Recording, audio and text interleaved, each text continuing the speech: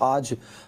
باجوڑ میں ANP کے علماء کونسل کے چیئرمین مولانا خان زیب کو شہید کر دیا گیا. It was target killing. اور اس کے بعد جو عوام ہے اس میں شدید بے چینی پائی جا رہی ہے جی, بہت زیادہ بے چینی کا عالم ہے. ہمارے ساتھ فخر ہمارے ساتھ موجود. فخر بھائی اس پر ذرا بتا دیجیے گا واٹ از دس انسیڈنٹ ذرا ڈیٹیل میں, اور اب تازہ اپڈیٹس کیا ہیں اس کی؟ دیکھیں عدنان,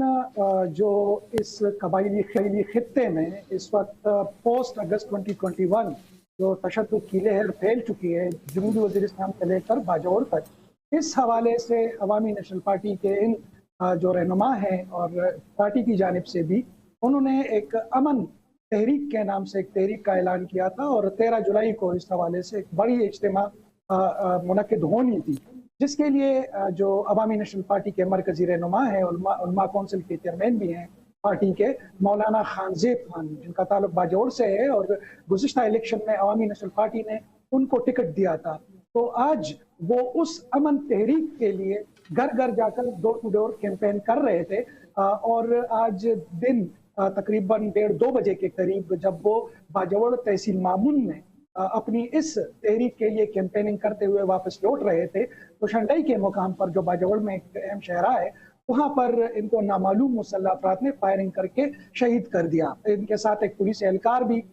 جاباک ہوئے, شہید ہوئے, اور اس کے ساتھ ساتھ ان کے ساتھ گاڑی میں بیٹھے ہوئے ڈرائیور اور ایک اور گارڈ وہ بھی زخمی ہوئے ہیں. اس وقت فضا خاصی سوگوار ہے, اور پارٹی کی جانب سے جو قائدین ہیں وہ بھی باجوڑ پہنچ رہے ہیں تاکہ کل تقریباً 11 بجے کے لگ بھگ ان کی نماز جنازہ ادا کی جائے گی تو وہ اس میں شرکت کریں گے. اچھا, کسی نے اس کی ذمہ داری قبول کی ہے ابھی تک؟ دیکھیں باجوڑ اس حوالے سے کافی ٹرکی جگہ ہے. یہاں پر تحریک طالبان پاکستان کے بھی لوگ موجود ہیں, اس کے علاوہ داعش کے فٹ پرنٹ بھی ادھر ہیں, لیکن ابھی تک کسی تنظیم کی جانب سے اس کی ذمہ داری قبول نہیں کی گئی. گو کہ ہفتہ 2 ہفتہ قبل جب یہاں اسسٹنٹ کمشنر کو شہید کیا گیا تھا, اس کے حوالے سے پہلے تو تحریک طالبان پاکستان نے ذمہ داری قبول کی, لیکن بعد ازاں انہوں نے ریورٹ کر لیا اور داعش نے اس حملے کی ذمہ داری قبول کی تھی. لیکن آج اس جو مولانا خان زیب پر جو قاتلانہ حملہ ہوا ہے اس کی ذمہ داری ابھی تک کسی نے بھی قبول نہیں کی. یار کاکا خیل, بات یہ ہے کہ یقیناً یہ بہت اندھوناک واقعہ ہے اور امن کی تلاش ہو رہی ہے. مجھے آج صبح سے مسلسل تانے مل رہے ہیں کہ ہم جو اسلام آباد, کراچی اور لاہور میں اینکر حضرات بیٹھے ہوتے ہیں سوٹ ٹائی لگا کے, ہم ہرگز اس بات کو ریئلائز نہیں کر پا رہے ہیں کہ خیبر پختونخوا کے ان علاقوں میں, خاص طور پر جو کہ پرانے قبائلی اضلاع سے منسلک ہیں, کس قسم کی لوگوں میں عدم تحفظ کا احساس پایا جا رہا ہے. اگرچہ آپ خود اس بات کی گواہی دو گے کہ خبر نشر پروگرام میں ہم گزشتہ 1.5 سال سے دہائی مچا رہے ہیں کہ حالات دن بدن مخدوش ہو رہے ہیں. میں آپ کو آج کا واقعہ اگر باجوڑ کا نہ بھی ہوا ہوتا تو آج ہی میں نے ڈان میں یہ خبر میں نے نکلوا کے رکھی ہوئی تھی کہ خیبر پختونخوا کی گورنمنٹ کو بالآخر یہ یاد آ گیا ہے کہ انہیں تو کوئی دائمی امن کے لیے اپنے صوبے میں امن و امان کو یقینی بنانے کے لیے کوئی اسٹریٹجی, حکمت عملی درکار ہے, اور اس کے لیے وہ جو ہے 2 قسم کی کانفرنسز بلانا چاہ رہے ہیں. ایک تو آل جماعتی کانفرنس, دوسرا وہ جو پرانے قبائلی عمائدین کسی زمانے میں ہوا کرتے تھے مرجر سے پہلے وہ. اب سوال اٹھتا ہے کہ ایسی ہی حرکت آج سے چند روز پہلے جب امیر مقام قبائلی علاقے کے عمائدین سے مل رہے تھے تو اس کے بارے میں بہت شور شرابہ مچایا جا رہا تھا. تو میرے پیارے بھائی, یہ جو قبائلی عمائدین ہیں یعنی کہ وہ تمام اضلاع اب تو پراپرلی مرج ہو گئے ہیں, تو یہ کیا داد فریاد دے کر بہت صوبائی اور قومی اسمبلی کے پاس یعنی کہ بھائی وفاقی حکومت کے پاس جا رہے ہیں. پلیز وہ لوگ جو پاکستان کے باقی اللہ کے فضل سے ریلیٹیولی امن و امان میں رہ رہے ہیں, انہیں اندازہ ہو کہ ان کو مسئلہ کیا ہو رہا ہے وہاں پہ. دیکھیں, جیسے کہ ہم نے خبر نشر کے اسی پلیٹ فارم سے ہم مسلسل 2021 سے عموماً اور پھر 2022-23 میں اور 24 میں ہم نے اس جو اسپل اوور ایفیکٹ ہے افغانستان کے, اس پر رپورٹ کیا. اس وقت خیبر پختونخوا کے جو قبائلی اضلاع ہیں جس کو فارمر پاٹا کہا جاتا تھا, اس کا کوئی والی وارث موجود نہیں ہے. گو کہ وہ انضمام کو اس کو کئی برس بیت چکے ہیں. وفاق کا یہ ماننا ہے کہ ہم نے 500-600 ارب روپے ان مرج ڈسٹرکٹ کے لیے एलोकेट किए थे, भिजवा दिए थे। लेकिन बदकिस्मती से मैं एक बार फिर कहूंगा कि खैबर पख्तूनख्वा में इस वक्त जो बरसर इक़्तिदार पार्टी है और हुकूमत है, उनके जो तरजीहात थी उसमें आज भी मतलब नहीं, आज फखर सिर्फ एक मिनट के लिए रुक जाओ। आप मुझे बताओ, आपने खुद एक सहाफ़ी के तौर पर इंडिपेंडेंटली ये डबल चेक किया है कि वाकई वफाकी हुकूमत ने इतनी खतीर रकम जो है वो सूबे को ट्रांसफर कर दी, लेकिन वो उसका प्रॉपर इस्तेमाल ना कर पाए? बिल्कुल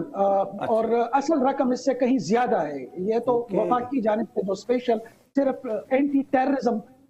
जो इनकी कोशिश है इस हवाले से नहीं फखर भाई, इसमें भी एक कंफ्यूजन है। फखर भाई, इसमें भी एक कंफ्यूजन है। ये जो पैसे हैं, चलो हम उस नंबर में नहीं जाते, एक तो सिक्योरिटी के लिए जाने होते हैं ना, एक होते हैं जो थे जो इस फाटा के इंजमाम के बाद उसकी डेवलपमेंट पे लगने थे, जो वफाक ने अलहदा थे, वो अलहदा हैं, वो नहीं दिए, वफाक ने वो नहीं दिए। मेरी इंफॉर्मेशन ये है, हो सकता है मैं गलत हूँ। बिल्कुल, पीटीआई का भी ये मानना है कि जो हमें वफाक के जिम्मे जो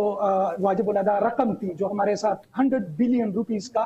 पर ईयर ये वाकया जो वादा हुआ था, लेकिन वो अभी तक उसमें कभी 60 बिलियन कभी 8 बिलियन इस टाइप के वसूल होते रहते हैं। लेकिन असल में अदनान इशू ये आ रहा है जिसकी तरफ मैं आना चाहता हूँ कि अभी भी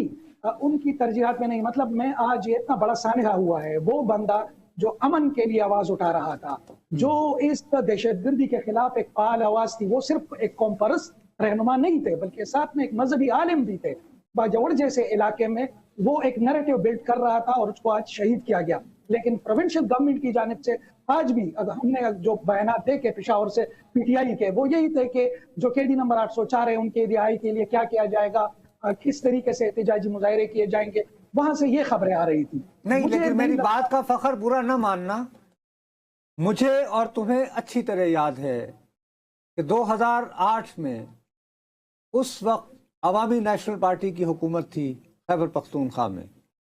और वो 2 कदम आगे बढ़कर जो है रियासती इदारों का साथ दे रहे थे ये नैरेटिव बिल्ड करने से कि मुल्क को दहशतगर्दी से पाक करना है। उनका हर आदमी जो है चुन चुन कर मारा गया। आज इत्तेफाक से गालिबन उस्मान बिलोर साहब की बरसी भी है, बिलोर ख़ानदानी की, और हालत बाईजा रसीद कि उसी ख़ानदान में ब्याही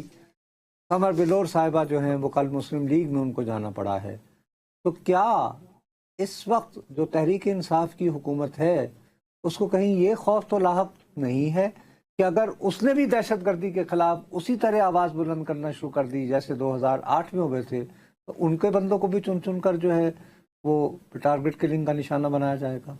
100% एग्री। नुसरत साहब ये अपने खान की मीटिंग में भी यही कहते हैं कि हमारा क्या है कि हम इनको चैलेंज करें। बल्कि गुज़िश्ता इनकी हुकूमत में जब महमूद खान की हुकूमत थी, अवामी नेशनल पार्टी समेत दीगर जमातों की जानिब से इन पर ये इल्जाम भी लगाए गए कि ये बत्ते देते थे, और अभी भी इनके हवाले से ये तासुर है। तो ये खुद को प्रोटेक्ट कर रहे हैं और यही एक कंफ्यूजन है जो जिसका वफाक भी शिकार है। वो बार बार कह रहे हैं कि आप हमारे साथ खड़े हो जाए, लेकिन दूसरी जानिब वो प्रोग्रेसिव कुव्वतें जो अमन के लिए यहाँ काम करती है, बदकिस्मती से उनके लिए भी प्रोटेक्शन अवेलेबल